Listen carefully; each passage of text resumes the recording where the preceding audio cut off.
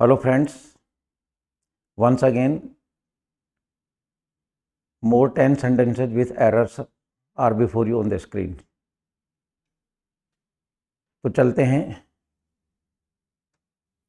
उन सेंटेंसेस में क्या एरर है उसे देखते हैं. फ्रेंड्स, फर्स्ट सेंटेंस आपके सामने है. The manager wrote to the director that expected him to finish the work in a week.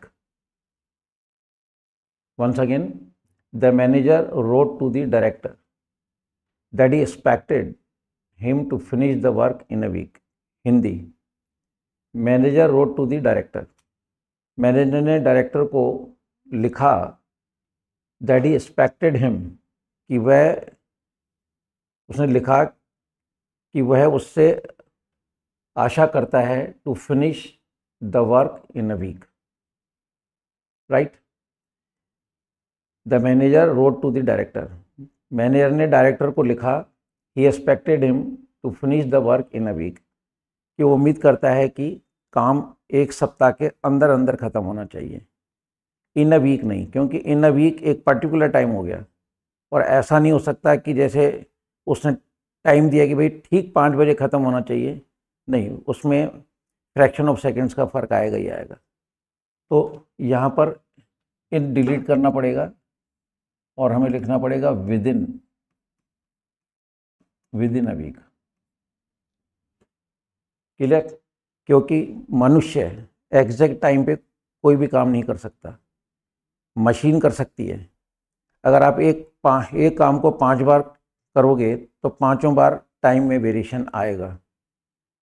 इसलिए मनुष्य के जीवन में इन नहीं लगता. मनुष्य के जीवन के अंदर हम विद इन को यूज़ करेंगे. हाँ, मशीन है कोई, वो बिल्कुल डिजिटल वॉच है, वो फ्रैक्शन ऑफ सेकंड्स से लेके काम करेगी, उसमें फ्रैक्शन ऑफ सेकंड्स का भी फ़र्क नहीं आएगा. तो वहाँ पे आप इन ज़रूर लगाएं. लेकिन जो काम मनुष्य कर रहा है तो वहाँ पर इन यूज़ ना करके विद इन का यूज़ करेंगे. Next sentence. Beside the cow, horses, asses and donkeys he keeps sheep as well. कोई व्यक्ति है वो जानवर पालता है, तो उसके बारे में क्या कह रहे हैं. Beside the cow, horses, asses, donkeys, गाय, घोड़े, ठीक है, एसेस, ठीक है, टट्टू कह दो, डोंकी, गधे.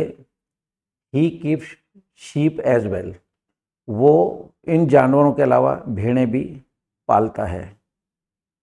Beside the cow, horses, asses and donkey he keeps present indefinite tense है. एस लग रहा है. पहचान होना जरूरी है, क्योंकि इंग्लिश के सेंटेंस के टेंस की पहचान करोगे तो उसकी प्रॉपर हिंदी अपन बना पाएंगे.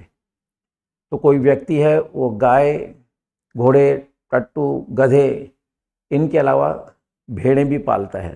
क्लियर. अलावा के लिए बिसाइड वर्ड नहीं आएगा, इसमें बिसाइड वर्ड नहीं आएगा, बिसाइड्स आएगा. बिसाइड का मतलब होता है पास में. हम हिंदी कर रहे हैं इसकी, तो के अलावा की आ जा रही है, तो we have to delete beside. हमें बिसाइड डिलीट करना है.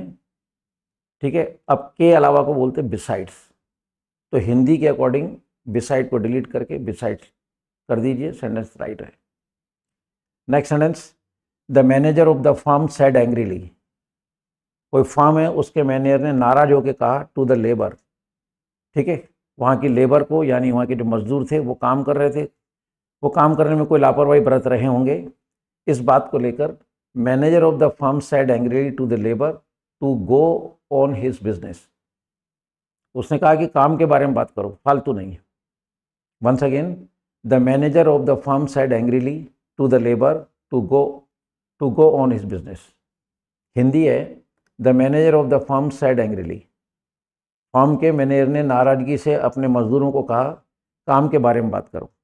तो एज पर हिंदी यहाँ हम ऑन को डिलीट करेंगे और हम लिखेंगे अबाउट, क्योंकि हिंदी के हिसाब से यहाँ पे बारे में शब्द आ रहा है. So we have to write about in place of on.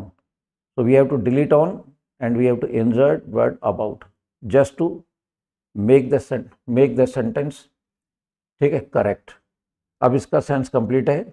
तो राइट सेंटेंस हो गया आपके सामने, the manager of the firm said angrily to the labour to go about his business. Clear? Next चलते हैं, my father is ill from fever and my mother died from plague. Once again I will go through this sentence, my father is ill from fever and my mother died from plague. Hindi, my father is ill from fever, मेरे पापा को बुखार है, and my mother died from plague. Friends, died के बाद from शब्द कभी नहीं आएगा, ठीक है। यहाँ पर हम फ्रॉम को डिलीट करेंगे और हम लिख देंगे ऑफ।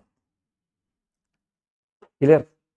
क्योंकि डाइड के बाद ऑफ प्रिपोजिशन फिक्स है, तो जब कभी आप डाइड शब्द के बाद फ्रॉम या और कोई प्रिपोजिशन देखते हैं तो delete it and write of. तो डाइड के बाद ऑफ प्रिपोजिशन फिक्स है, ध्यान रखें। तो my father is ill from fever and my mother died of plague, और वो मतलब प्लेग से मर गई। क्लियर? Next sentence, there was match of Delhi college with the Dungarpur school yesterday at 5 PM। देखिए, there was match of Delhi college with the Dungarpur school yesterday at 5 PM। कल, Hindi, there was match of Delhi college, Delhi college का match था Dungarpur school के साथ कल 5 बजे।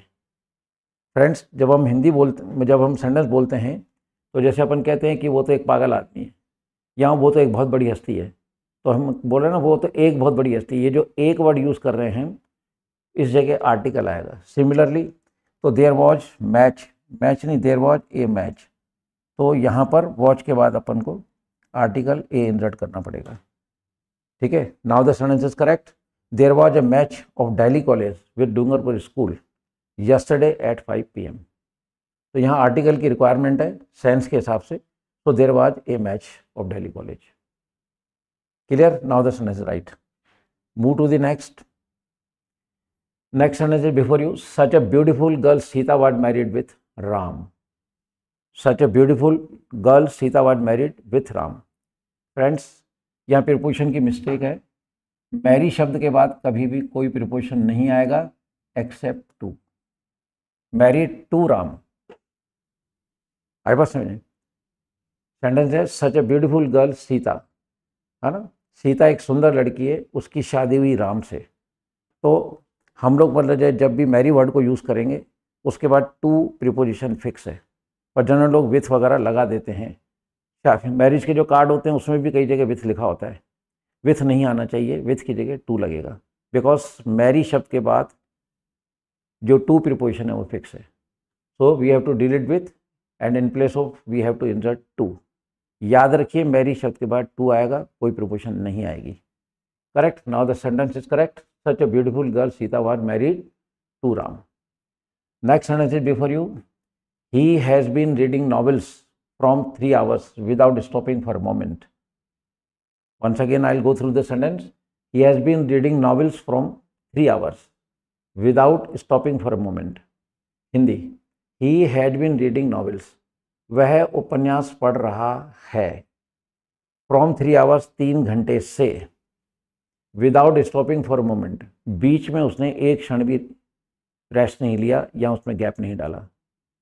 Without stopping, एक second नहीं रुका, यानी वो नॉवेल इतना इंटरेस्टिंग था कि उसने पूरा नॉवेल एक ही बार में पढ़ दिया, बीच में कोई रुका नहीं। वो he has been reading novels from 3 hours without stopping for a moment.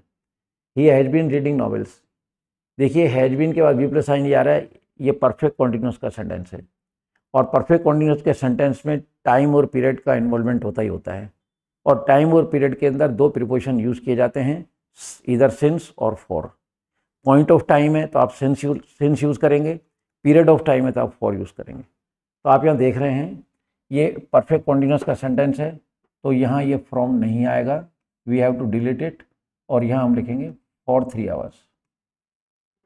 Since नहीं आएगा, फॉर क्यों आएगा कि 3 hours ये पीरियड है, और पीरियड के पहले सिंस नहीं आता है। क्लियर? तो जब कभी भी कोई भी परफेक्ट कॉन्टिन्यूस का सेंटेंस हो उसमें याद रखें प्रिपोजिशन दो ही आएंगे, सिंस या फॉर। इसके अलावा कोई प्रिपोजिशन आता है तो आप उसे डिलीट करें और उसकी जगह या तो सिंस या फॉर अगर पीरियड ऑफ टाइम है तो फॉर लगा दीजिए, पॉइंट ऑफ टाइम है तो वहाँ पे सिंस आ जाएगा। यहाँ पीरियड है तो डिलीटिंग फ्रॉम फॉर लिखा, now the sentence is right. ठीक है, समझा दिया मैंने। ये ऐसा परफेक्ट कॉन्टिन्यूस का सेंटेंस है इसलिए ऐसा हो रहा है। Next, Radha Mohan and Sita went with me to home in the midnight. Radha Mohan and Sita went with me to home in the midnight. Hindi, Radha Mohan and Sita went with me, मेरे साथ गए घर रात को, है ना, आधी रात को, इन द मिडनाइट। ये एक पर्टिकुलर नाइट की बात चल रही है इसलिए यहाँ पे द आ रहा है। इस सेंटेंस में कोई मिस्टेक नहीं है, so this sentence is correct. ये सेंटेंस राइट है, no error is there. Clear. Second last sentence before you, Agra club elected him the captain of the hockey team to play against Rajouri club. एक बार देखिए फिर, Agra club elected him the captain of hockey team to play against Rajouri club. Hindi, Agra club elected him, कोई व्यक्ति है उसको Agra club ने elect किया कैप्टन के रूप में हॉकी टीम, है ना, हॉकी खेलने के लिए, to play against Rajouri club. Rajouri club के अगेंस्ट में जो मैच होने जा रहा था, तो आगरा क्लब ने किसी, हिम मतलब कोई पर्टिकुलर व्यक्ति है, उसको कैप्टन के रूप में इलेक्ट किया। फ्रेंड्स, आप देख रहे हैं कि जब आप आर्टिकल पढ़ते हैं तो शायद पढ़ा हो और नहीं पढ़ा हो तो आप ध्यान से सुने, किसी भी गेम के नाम के पहले आर्टिकल नहीं आता है, क्योंकि हॉकी है। द आर्टिकल लगता है जब कोई चीज़ डेफिनेट की जाती है, जब उसको आइडेंटिफाई किया जाता है तब हम लोग द आर्टिकल लगाते हैं। हॉकी तो हॉकी होता है, द हॉकी तो मतलब वही वाली हॉकी, तो हॉकी तो वो जो गेम है वो है, उसके आगे आर्टिकल की जरूरत नहीं है। तो किसी भी गेम के नाम के पहले आर्टिकल यूज़ नहीं किया जाता है, गेम के नाम के पहले बोल रहा हूँ, समझ में आ रही बात। तो Agra club elected him the captain of hockey team to play against Rajouri club, तो we have to the delete कर देंगे। Now the right sentence before you, Agra club elected him the captain of hockey team to play against Rajouri club, so deleting the sentence will be correct. The very last sentence is before you, Ram apologized for his mistake. Ram ने, है ना, Ram apologized for his mistake and said that he said it only in a fun. Once again I'll go through this sentence. Ram apologized for his mistake and said that he said it only in a fun. Hindi, Ram apologized for his mistake. Friends, जिस sentence में helping verb नहीं होता वो या तो होता है present indefinite या होता है पास्ट इंडेफिनिट। अगर फर्स्ट फॉर्म है तो वो प्रेजेंट इंडेफिनिट टेंस का सेंटेंस होगा, और अगर सेकंड फॉर्म है तो वो पास्ट इंडेफिनिट टेंस का सेंटेंस होगा। आप देख रहे हैं यहाँ सेकंड फॉर्म है, इट मीन्स ये सेंटेंस पास्ट इंडेफिनिट टेंस का है। Hindi, Ram apologise for his mistake, Ram ने अपनी गलती के लिए क्षमा मांगी, एंड सेड, और कहा, that he said it only in a fun, कि मैंने तो मजाक में कहा था। तो फन के पहले ए आर्टिकल नहीं आएगा। मैंने एक मजाक में नहीं कहा था, ऐसे नहीं बोलेंगे यार मैंने ऐसे मजाक में कह दिया, एक मजाक नहीं है, क्योंकि उस समय जो भी था वो माहौल मजाक का था तो उसने मजाक में कह दिया। तो यहाँ पर आर्टिकल ए की रिक्वायरमेंट नहीं है टेंस के अकॉर्डिंग। तो Ram apologise for his mistake and said that he said it only in fun. So deleting a sentence will be right. तो फ्रेंड्स, ये थे आज के 10 सेंटेंस विथ एरर्स, और इसमें क्या एरर्स थी वो मैंने आपको अच्छी तरह समझाया। फ्रेंड्स, एरर नाम का जो टॉपिक है, एरर स्पॉटिंग नाम का टॉपिक है, मैं रोज़ कह रहा हूँ, इट्स वेरी इंपॉर्टेंट टॉपिक। इसको आप रोज़ देखें, ताकि अगर आप रोज़ 10 सेंटेंस के अंदर इतनी गलतियों को समझते हैं तो gradually you will go on rectifying your language, है ना। आप अपनी भाषा को शुद्ध करते चलेंगे, और जब कभी आपको when ever you get an opportunity of speaking और drafting, so such mistakes will not be repeated by you. With these words, goodbye to all of you.